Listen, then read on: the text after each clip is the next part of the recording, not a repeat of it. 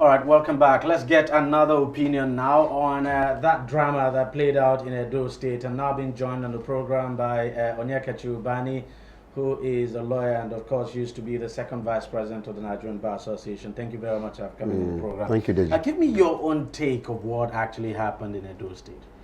Well, from the account, I wasn't there physically. Yeah, but legally speaking now. Yeah, on the legal issue, what I know that to form a quorum in a house is one third of the members who are elected, but there must be a letter that must proceed from the governor. That is but proclamation in this case, letter. the house had not been inaugurated. Does this whole issue of quorum still applies? Yeah, for the house to be inaugurated, it takes only one third for the house to constitute a quorum. But I know that politics played out in Edo matter. It is not proper for members who are elected into the house not to be aware on the date of inauguration. There must be a proper communication from the governor to the clerk of the house, who will now notify all the members who are elected that there is going to be an inauguration, there's going to be a proclamation of the house on a particular date. Normally, members elect usually come with their families in order to witness such occasion. I mean, we watch it over on television when most of these houses are inaugurated. It's a very big occasion. From the account we read, concerning the Edo inauguration, it was done in a manner that was not too transparent, in an odd manner, 3 p.m., some were saying 9 p.m., and so nobody is actually really sure. The clerk himself has not actually been heard. The allegation was that he was hijacked and asked to go and inaugurate the house, and the information we gathered was that the clerk called some of the members who were holding a press conference, that he has been summoned by the governor after the press conference to come to the State House. So there was this jubilation that maybe the governor is reacting to their clamor for the house to be inaugurated. So they were expecting the clerk to call back to give them the information and update of what may have transpired between him and the governor. So along the line, they couldn't get any information from him. At the time, his number was switched off. That is the allegation on their part. So the next thing they heard, some of the members, is that the house had been inaugurated. So it wasn't done in a manner that is clearly transparent. But as to the constitutionality and legality, it takes only one third of the house to actually constitute and carry out the proceedings. So in this case, you can say, legally speaking, the 9 members were acted within the constitution. I think it's even 8. I think 8 members constitute one third of the quorum that is needed for the house to continue with their proceedings of the day. But then, do we now close our eyes to some of the moral issues? Do we now close our eyes to some of the proper things that's supposed to be done in a house, as a nation? Because see, for us, we are just coming up. Our democracy is still a nascent one. There are things that are fundamentals that we should try as much as possible to carry out in our system. We should not encourage impunity. We should not encourage some levels of illegality, especially from any arm of government. And especially when that particular arm, is now made to play a subservient role, become like a rubber stamp, which is actually the discussion that is going on now, the issue of financial autonomy for State House of Assemblies and that of the judiciary. It is important that this particular arm of government is independent of the other arm in order for them to carry out an efficient act that will aid administration of good governance in the state. So why would governors actually be interested in the leadership of the other arm of government? And that's a key question for me. Why exactly in this case would you say that the governor of Edo State now, for instance, became so interested in who emerged the leader of the house, and even the man he succeeded, as we've been made to understand that there's no love lost between them now, became so concerned with who emerged the leader of the house? Yeah, what we see here in Nigeria and most parts of Africa is that we make our institutions to be too weak. We don't try as much as possible to build very strong institutions with the adequate fundamentals that make them to run efficiently. And so that's why you have, weak institutions now being manipulated. They're not carrying out their, responsibility as prescribed by the Constitution. What is actually the role of a State House of Assembly?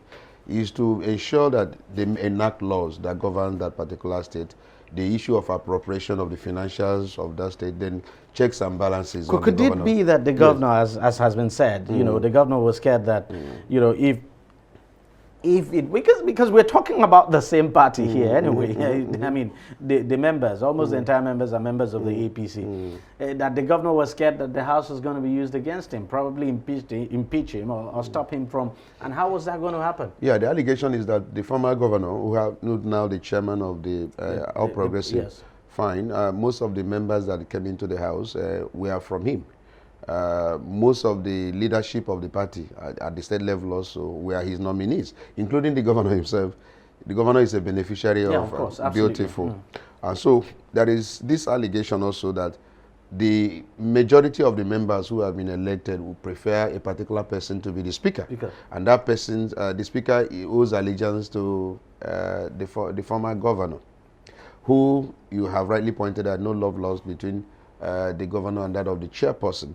And so self-preservation is the first law in nature, and as I understand that he is trying to ensure that whoever becomes the speaker is somebody also who is friendly and not somebody that his loyalty cannot be guaranteed, and that is actually what is causing the crisis. What is the political implication for all this now? What's the political implication for our own system? Because my fear is that someday it could happen in the National Assembly, where, you know, a group of members, maybe just a quarter of the members would just sit and, you know, get the inauguration done without letting the other members know.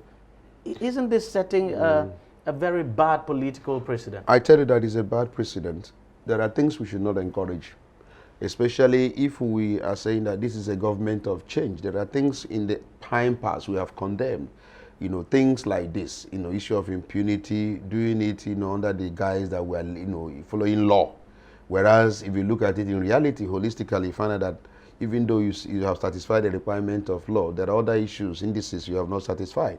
Issue of transparency and doing things properly. So it is really a dangerous precedent. And at a national level, this could be a recipe for a serious crisis. But it happened. It happened, if you've forgotten, in 2015. Beautiful. And so they look at this, 1/3 was there that actually sat and then elected a particular president, contrary probably to the majority, you know, desire to have somebody else as the Senate president. And he stood for 4 years, you know, and it was the law. So what we're saying is that we should not be encouraging things like this. We should do things properly. If there is a procedure for the governor to send a letter to the clerk of the house, that letter should be transmitted properly, and then it should be publicized to the extent that all the members who are supposed to be sworn in will be made aware of the entire process, you know, of when the house is going to be inaugurated. So by the time they are all there, then, you know, things will be properly done. They will now elect their speaker. But if you are afraid that majority, if they are properly constituted, will now elect a speaker who actually is the desire of the majority, and you now thwart it by allowing a certain percentage that is not the majority to now elect a speaker, we are not helping democracy. We are not building democracy by such an attitude, you know, because it is now, you know, you are now taking it away from the members of the house. Electing the house leadership, and that again is a bad precedent. And for the Edo State House of Assembly, this could just be the beginning of more crisis to come. More crisis, because, you know, you have so the bad seat, and you have to at the very inauguration. Beautiful at the inauguration. So there's no way the house is going to have, you know, peace, you know, throughout the duration. Of course, remember what happened even in Edo Assembly. Yes, exactly. There was no peace, you know, between the executive and the legislature throughout the entire 4 years. And of course, the government of President Buhari was really, you know, holding the Legislative Assembly culpable for his inability to do what he expected, according to him, he wanted to do. So we know, so the seed is sown, and so the crisis may continue. As I said, it is not a good precedent.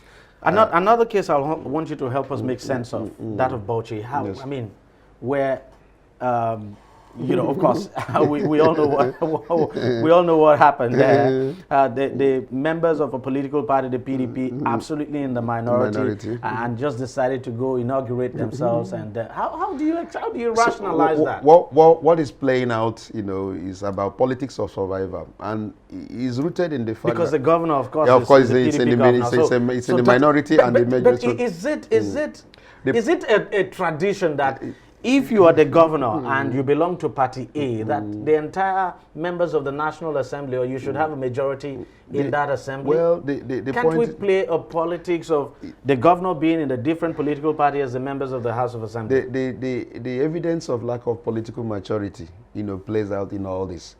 Our political maturity is so low. I mean, we are not matured at all.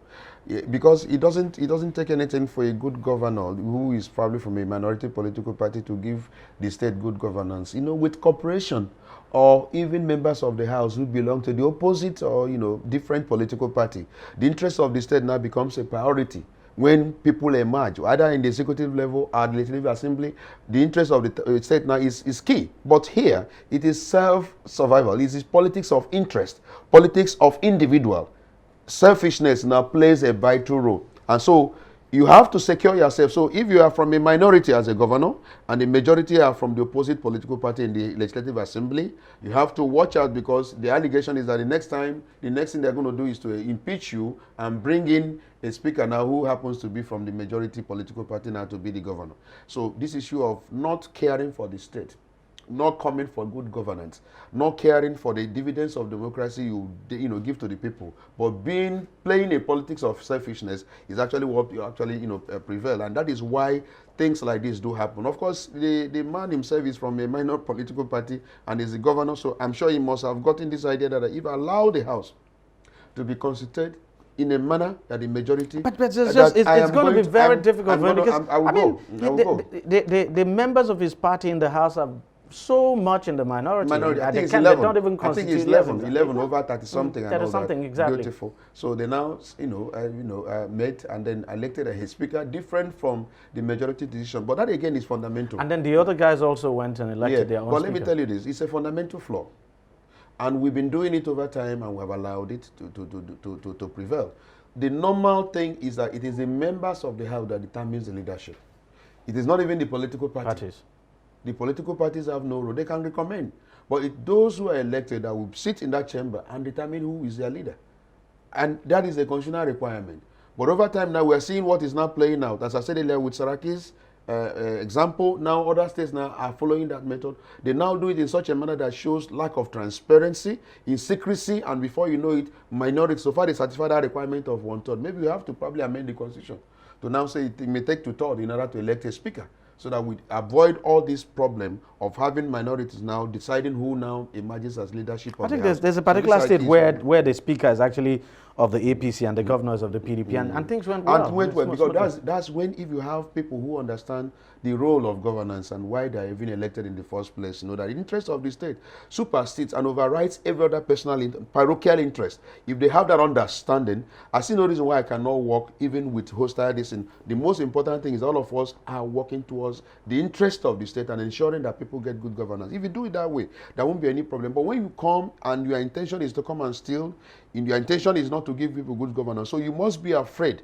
of those who will carry out the checks and balances on your own administration. So you need to have somebody now who you consider, in quote, friendly to be the speaker, the leadership of the House. So, in the case of Bauchi now, who can we regard as the authentic speaker? Well, I don't know whether they have gone to court, but I think the court, if the court's intervention has been sought, the court will be in a better position to make that pronouncement. But I tell you... What a way to start the session. Yeah. The point is that it's still the governor that has to send a letter of proclamation. If the proclamation letter does not come from the governor, and any other person meets and begin to now inaugurate a house without a proclamation letter, that is a fundamental flaw. So the constitutional requirement has to be followed before a house can be constituted and inaugurated. So if the governor does not issue a letter and somebody now sees somewhere, either in his kitchen, and elect a new speaker without that inauguration, that letter that is called proclamation letter, is going to be a problem. So I think the governor must have sent that letter to his minority people who must have elected, and if they are up to 1/3, he may have said, look, I have satisfied the legal requirement for leadership of the House to emerge, and as I said earlier, we are sowing a dangerous seed. We should not try as much as possible, to build our democracy in such a manner. It must duly comply with the Constitution. We must do things normally. We must satisfy moral requirement, legal requirement, and all the requirements. And you know what I think is, look, if the minority gets away with it now, yes, and whoever that speaker, whichever the speaker is, the speaker now that emerges through the process, the fact is that that speaker would not last. Yes. It wouldn't last. I mean, the speaker wouldn't last because there definitely would be crisis. Yeah, if the speaker does not enjoy majority in the House, the speaker would not last. And yes, but if he knows how to play his ball. Playing ball is very key. You know, when you control force. It's just not a good way to start. It's not a good way. Let's condemn it. But if he knows, if this minority speaker now knows how to play his card and knows the power of the purse, he can get all the boys to fall in line. That is where the problem is, because, I mean, it breeds corruption completely. Because beautiful. At the end of the for day, your survival, you have to spend so much in order to keep yourself on the seat. Whereas if you have been the choice of the majority, of course, anytime you are coming and all that, people will be hailing you, knowing fully whether you are chosen by the majority. And so, when a speaker, I mean, to ensure you spend so much, it's the governor who will be bringing that money. That's in order to sustain for you to sustain yourself. So it takes a lot of effort. It takes a lot of financials in order for you to be sustained in that seat, because you are a minority. Actually, you are a minority. You are not a majority. But when you are elected properly and things are done properly, you find out that there is governance that will affect the lives of the people. There is peace in that state. There is actually good dividends of democracy proceeding from those who have been elected. So why don't we now start to do the right thing? My own thinking, when we were talking about change, in all this issue of change in 2015, was that we're going to do things differently from what these other guys were doing. But when we came, we discovered we're all the same. There is nothing different from us. You know, we carry out with impunity. We even do worse things than the so-called, PDP that we came to change. So I don't think that is the way to start. We have even introduced new things, different from what they did some things that are bad, but we're introducing new way of doing things. I know that is not for me, this is really bad. There's nothing wrong if the governor belongs to party A and the speaker belongs to party B. It's good for the people. The people know why they have made their choice that way, and you would expect that they would work. You must respect the wish of the people. Wish of the people. So the members of the House must be allowed at every point in time to choose their leadership. That is what we're saying.